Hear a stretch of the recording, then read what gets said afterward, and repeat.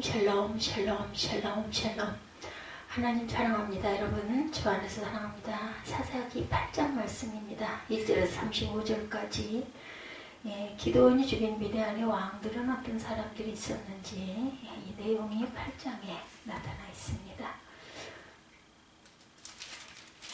1절 보면 에브라임 사람들이 기드온에게 이르되 내가 미디안과 싸우러 갈 때 우리를 부르지 아니하였으니 우리를 이같이 대접하면 어찌 됨이냐고 그와 크게 다투는지라.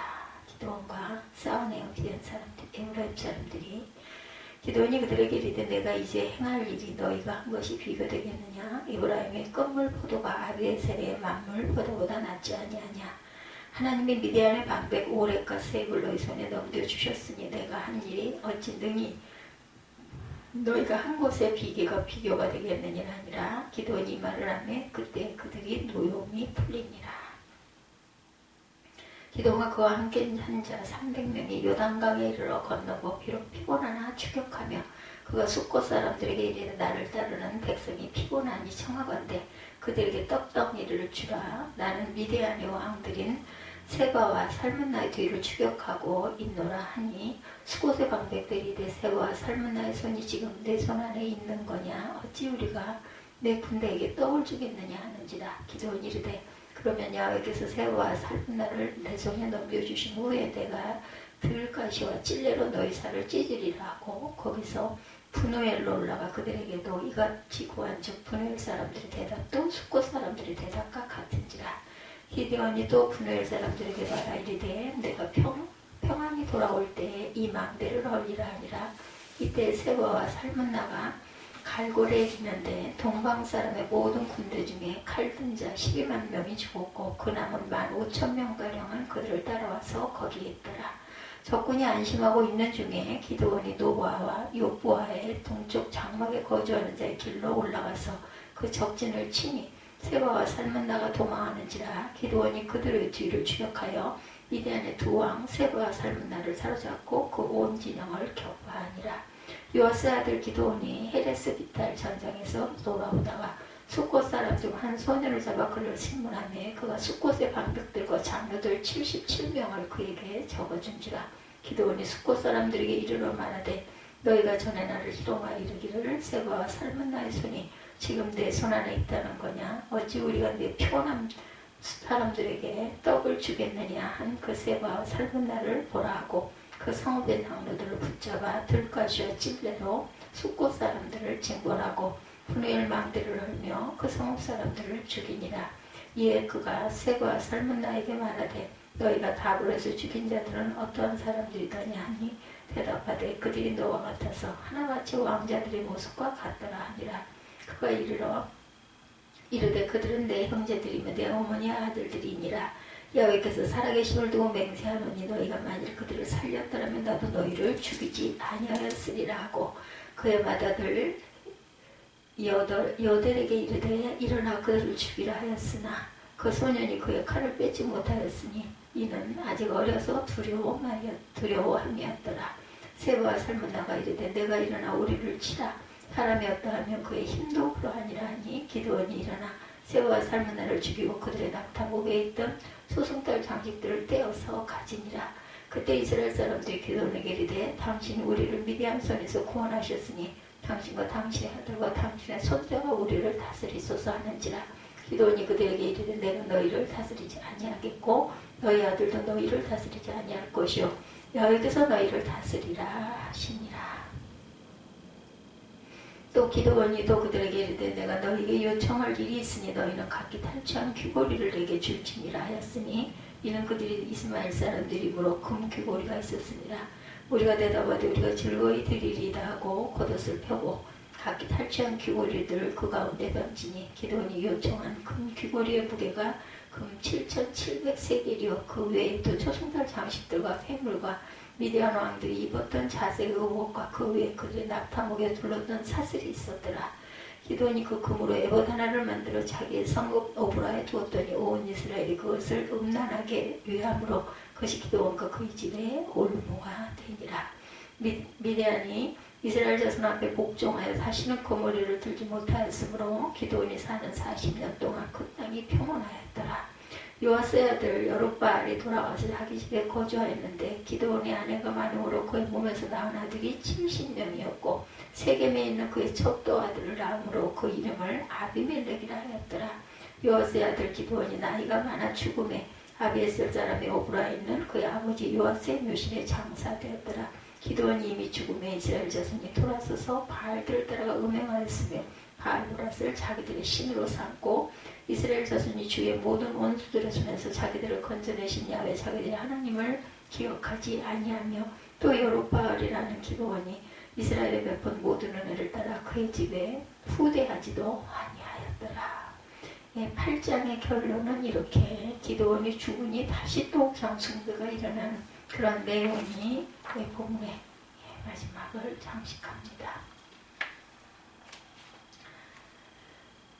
하나님 백성은 하나님을 다스림을 받는 사람들이죠. 그런데 그분은 다스림을 받지 않는 명목상의 하나님의 자녀들도 있습니다. 첫 번째는 에브라임 사람들이죠. 그들은 미디안의 두 방백을 차지한 후에 기드온에게 따지죠. 내가 미디안으로 싸우러 갈 때 우리를 부르지 아니하였으니 우리를 이같이 대함이 어찌하느냐. 1절이죠. 원래 에브라임은 요셉의 둘째 아들인데 야곱으로부터 장남의 므낫세보다 더 큰 자가 되리라는 축복을 받죠. 창세기 48장에 보면. 그리고 실제로 에브라임 지파는 므낫세 지파보다 큰 지파로 성장을 합니다. 가나안 정복 전쟁의 지도자 여호수아도 에브라임 지파 출신입니다. 이런저런 이유로 그들은 자긍심이 강했던 것 같은데 이번 전쟁에서 므낫세 지파에 속한 기드온이 큰 공을 세웠으니 자존심도 상하고 시기심도 생겼겠죠. 그들은 마치 기드온 때문에 큰 공을 세울 수 있는 기회를 빼앗긴 것처럼 비난합니다. 그렇지만 미디안에게 앞서 같은 7년 동안 이미 충분한 기회가 있었기 때문에 그들의 불평은 생트집입니다. 이 사건 이후로 그들은 새와 살문화를 추격하는 힘든 길은 가담하지 않습니다. 본문의 에브라임 사람들은 하나님의 백성이라는 이름을 가졌으나 하나님의 다스림 대신 명예의 욕의 지배를 받죠. 하나님께서 더 큰 복을 주셔서 번성케 하셨다면 감사할 일인데 그 때문에 항상 내가 더 큰 일을 해야 하고 내가 더 큰 공을 세워야 하고 내가 더 인정을 받아야 하는 것은 아닌데 이런 마음이 들었겠죠. 내가 더 잘했어야 하는데 우리 마음 안에도 이런 마음들이 많이 있죠. 그러한 명예욕에 사로잡힌 사람은 회개해야 할 순간에도 비겁한 변명들을 늘어놓습니다. 용기 없던 지난 삶을 감추기 위해 오히려 더 큰 사람을 비난하고 불평합니다. 위험을 감수하며 수고하기는 싫지만 더 많이 인정받으려는 그릇된 명예욕이 하나님 백성이라는 이름을 부끄럽게 하죠. 반면에 기드온은 온유하고 겸손하게 대답하여 그들의 분노를 풉니다. 나 이제 행한 일은 너희 한 것에 비교가 되겠느냐 이렇게 자신을 낮추죠. 에브라임의 끝물 포도가 아비에셀의 만물 포도보다 낫지 아니하냐. 하나님의 미디안 방백 오랫과 세입을 너희 손에 붙이셨으니 나의 한 일이 어찌 너희의 한 것에 비교가 되겠느냐. 죽을 각오로 싸워서 얻은 승리였지만 기드온은 자기를 자랑하지 않습니다. 다른 사람들의 공로를 자기가 훨씬 더 높이죠. 하나님께서 자기를 세우셨으니 오랫과 세입도 자기 손에 붙이셔야 했는데 왜 너희 손에 붙이셨는지 모르겠다고 불평하지 않습니다. 하나님의 주권을 인정하고 에브라임 사람들의 불평까지도 수용하는 기드온이죠. 만일 기드온도 명예욕의 지배를 받았다면 이러한 태도를 보일 수 없었을 것입니다. 기드온은 하나님의 백성의 참된 모습을 보여줍니다. 둘째는 수코 사람들과 분우엘 사람들. 그들은 하나님의 싸움에 동참하지 않죠. 물론 사정이 있었을 수도 있었겠습니다. 그렇지만 싸우는 사람들 위해 떡덩이를 지원하는 수밖에 없는 역량이 됩니다. 그럼에도 불구하고 그들은 피곤해진 기드온의 요청에 냉담하게 거절하죠. 새와 삶은 나의 손이 지금 어찌 내 손에 있건데 우리가 내 군대에게 떡을 주겠느냐. 새와 삶은 나가 쫓기는 형편에 있지만 그들의 병력은 기드온의 300용사보다 50배 많은 15,000명가량입니다. 10절에 보면 증거하죠. 언제든지 전세가 역전될 수 있음을 파악한 그들은 기드온을 돕기는커녕 죽을 힘을 다해 추격하는 그들을 조롱합니다. 숙곳과 분열 사람들에게서 하나님의 백성으로서의 공동체 의식은 발견할 수가 없습니다. 하나님의 뜻이 무엇이며 그 뜻을 위해 자신이 협력할 수 있는 부분이 어떤 것인지를 생각하는 태도가 보이지 않죠. 어떻게 처신하는 것이 자기에게 유익한가를 따지는 기회주의의 모습만 구하게 됩니다. 전쟁의 결과를 보고 이긴 편에 붙어서 조금도 손해보는 일을 하지 않겠다라는 마음을 이룰 수가 있죠. 그들은 자기들을 위해 싸우는 기드온을 돕지 않았을 뿐만 아니라 피곤을 무릅쓰고 헌신하는 사람들을 조롱하며 사기를 떨어뜨립니다. 그들은 하나님의 백성이라는 이름을 가졌은 하나님의 다스림 대신에 이기심의 지배를 받는 사람들의 모습이죠. 반면에 300용사들은 요단을 건너고 피곤하나 따르며 하나님의 뜻을 끝까지 성취하려고 하죠. 4절에 보면 그들은 피곤할지라도 순종했고 사람들이 알아주지 않아도 순종합니다. 이기적인 사람들이 협력해주지 않고 조롱할 때 사기가 떨어질 수 있었지만 좌절하지 않습니다. 이런 사람들을 위해서 목숨을 걸고 싸우는 것에 대해 회의감이 생겼을 수도 있었지만 포기하지 않죠. 지치고 피곤하였으나 상황을 보며 순종하지 않았습니다. 그들은 자신들의 선택하신 하나님을 믿고 50배나 되는 적군에게 도전하고 마침내 미디안 두 왕 세바와 살문나를 사로잡고 그 온 군대를 피합니다. 12절에 보면 300용사들 역시 하나님의 백성의 모습이 어떠해야 하는지를 잘 보여줍니다.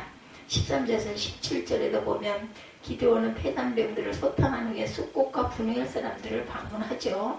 숫꽃 성읍 장로들 70인을 잡고 들가시와 찔레로 숫꽃 사람들을 징벌하고 분회할 망대를 헐고 그 성읍 사람들을 죽입니다. 기드온이 강한 지파인 에브라임에게는 겸손과 온유로 대처하면서도 작은 성읍들을 강력하게 징벌한 것에 대해 문제점을 지적받기도 하죠. 사실 기드온은 전의 날을 기롱하여 말한 것을 징벌의 이유를 삼는데 이는 그의 상처 입은 자존심 때문에 개인적으로 복수하는 마음이 있었음을 보여줍니다. 추격하는 상황에서는 내란 방지를 위해 자중할 필요가 있었지만 이젠 전쟁이 종결된 상황이라 마음이 달라졌다고 볼 수가 있습니다. 여하튼 하나님께서는 기드온의 복수심을 사용하셔서 숫꽃과 분회할 사람들을 처단하셔요. 기드온의 적은 군대를 멸시했던 태도는 사실상 300명을 선택한 하나님을 능멸하고 멸시하는 태도였기 때문이죠. 300명을 돕지 않았던 것은 그들을 통해 역사하시고 구원하실 하나님을 믿지 못하기 때문이다.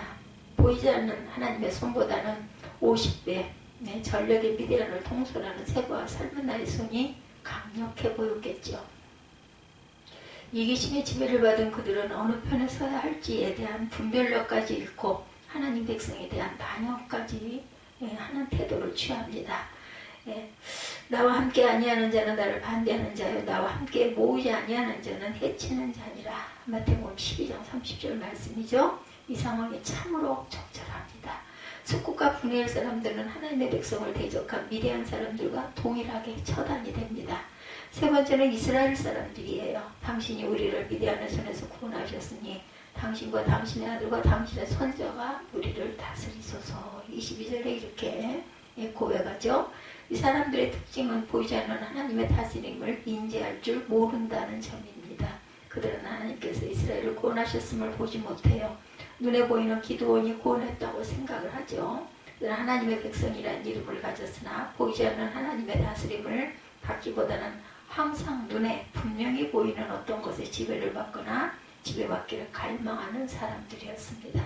눈에 보이는 것들이 지배를 받는 이스라엘의 삶의 양식은 어떠했어요? 33절 35절 보면 기드온이 죽은 후에 이스라엘 자손이 돌이켜 바알 바브릿을 신으로 섬기죠. 자기들을 건져내신 야훼 자기들의 하나님을 기억하지 않습니다. 또한 기드온이 이스라엘에게 베푼 모든 은혜를 따라서 그의 집을 후대치도 않습니다. 지저도 없고 의리도 없는 모습입니다. 이스라엘 자손은 상황이 바뀌자 너무 쉽게 변절합니다. 평화로운 환경도 그들을 성숙시키지 못합니다. 눈에 보이는 것을 전부로 여겼기에 항상 눈에 보이는 우상들을 선호했고 눈에 보이지 않으면 쉽게 망각하고 은혜도 쉽게 잊어버립니다. 분명하게 하나님의 통치하심을 인식하고 있었던 기드온과는 대조가 되죠. 넷째는 기드온입니다. 18절에 21절 보면 세바와 살문나를 체포한 기드온이 개인적인 복수심을 근거로 그들을 처단하죠. 그들은 내 형제 내 어머니의 아들이니라. 너희가 만일 그들을 살렸다면 나도 너희를 죽이지 아니하였으리라. 기드온은 야훼 전쟁을 자신과 자기 가문을 위한 싸움으로 변절시킵니다. 전쟁에서 승리한 이후부터 그의 모습은 하나님의 다스림을 강하게 받은 초기 모습에서 이탈이 되죠. 물론 기도는 야훼께서 다스린다는 의식에 있어 뛰어났습니다. 내가 너희를 다스리지 아니하겠고 너희 아들도 너희를 다스리지 아니할 것이요 야훼께서 너희를 다스리시리라. 25절, 23절이죠. 나는 다스리지 않겠다는 의지가 드러나 있어요. 보이지 않는 하나님의 다스림을 생생하게 체험한 그는 대대로 백성들 위해 군림할 수 있는 명예와 권세를 거절합니다. 그렇지만 기도 생활의 모든 부분까지 하나님의 다스림을 받지를 못했다. 24절에서 27절을 보면 기도는 노력한 귀고리를 청구하죠. 1700세겔 약 20kg입니다. 금과 3달 형상의 장식과 폐물과 왕들의 의복과 사슬들을 얻어서 그것으로 에봇 하나를 만들어 자기의 성읍 오브라에 둡니다. 에봇은 대제사장들이 입는 옷으로 우림과 둠림과 함께 하나님의 뜻을 듣는 데 사용되죠. 이제 백성들은 하나님의 뜻을 묻기 위해 성전이나 대제사장을 찾지 않아요. 그들은 기드온 집으로 몰려와 금 에봇을 의지하죠. 집안의 우상을 무너뜨렸던 기드온이 새로운 우상을 제조한 셈입니다. 그것이 기드온과 그 집의 올무가 되죠. 기드온은 왕의 보좌는 거절했지만 많은 아내를 두고 왕처럼 호사스럽게 살죠. 30절에 재정의 사용 문제, 하나님의 뜻을 묻는 문제, 호사스러운 가정생활 등에서 하나님의 다스림을 받는 사람답지 못함이 드러납니다. 성도란 눈에 보이지 않는 하나님의 통치를 실제로 의식하고 살아가는 존재들이라는 것, 보이지 않는 것을 보았기에 구별된 삶의 양식으로 사는 사람들입니다. 그들은 보이는 것만이 전부라고 생각하지 않죠. 눈에 보이는 것, 명예나 이익 혹은 사랑 같은 것들의 지배를 받기보다는 보이지 않는 하나님의 다스림을 받으며 살아가야 한다는 것. 보이는 어떤 것보다도 하나님의 통치하심이 더 실제적인 걸 인식하면서 현재 여기서 살아가는 존재라야 참으로 하나님의 자녀라고 할 수 있을 것입니다. 사사기 8장 1절에서 35절을 통해서 하나님의 다스림을 저희들이 온전히 받을 줄 아는, 그리고 변치 않는 믿음의 마음을 갖고 살아가는 저와 여러분들이 되시기를 주님의 이름으로 축복합니다. 기도하시겠습니다.